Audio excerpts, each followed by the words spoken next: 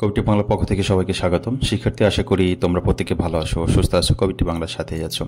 তোমাদের যেহেতু পরীক্ষা চলছে এসএসসি 2025 ভোকেশনাল, দাখিল ভোকেশনাল, তোমাদের নেক্সট পরীক্ষা আমি তোমাদেরকে বলেছি যে তোমরা যারা ভোকেশনাল থেকে পরীক্ষা দিচ্ছ, এসএসসি ভোকেশনাল, তোমাদের নেক্সট 22, 23, 24 3 দিন পরীক্ষা আছে।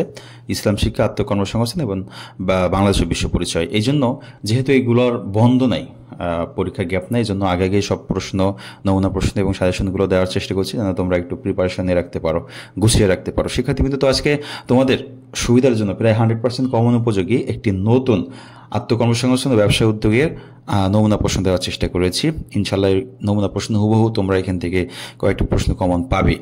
শিক্ষার্থীর মধ্যে প্রথমে আমি বলে রাখি, তোমাদের আত্মকর্মসংস্থান পরীক্ষা হবে কিন্তু 30 মার্কের এবং পরীক্ষা 2 ঘন্টা। এই পরীক্ষাটি কিন্তু ক্লাস 9-এ তোমরা দাও নাই, এই সাবজেক্টটা নতুন, 10-এ একেবারে নতুন, সেই জন্য এটা একটু ভালো করে তোমাদের পড়ে রাখতে হবে। এবং এখানে 2-1টা অধ্যায় ম্যাথমেটিক্সে রয়েছে শিক্ষার্থীবৃন্দ, যেহেতু ব্যবসায় উদ্যোগ আছে।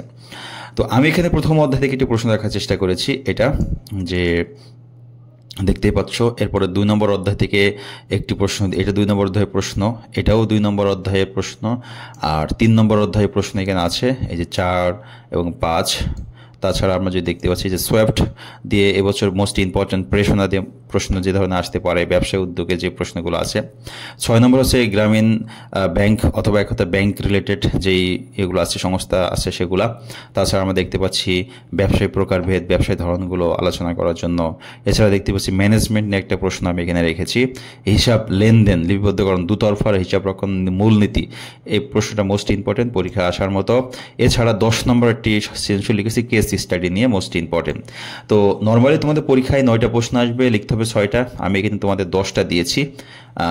10টা থেকে ইনশাল্লাহ 2-1টা সৃজনশীল তোমরা এখানে কমন পাচ্ছ। এবং যেই নমুনা প্রশ্নগুলো দেখানোর চেষ্টা করেছি, এই ধরনের প্রশ্নগুলো দেখানোর চেষ্টা করেছি, এই ধরনের প্রশ্ন আরও 2-1টা তোমরা প্র্যাকটিস করে নিতে পারো, ইনশাল্লাহ পরীক্ষায় ভালো হবে।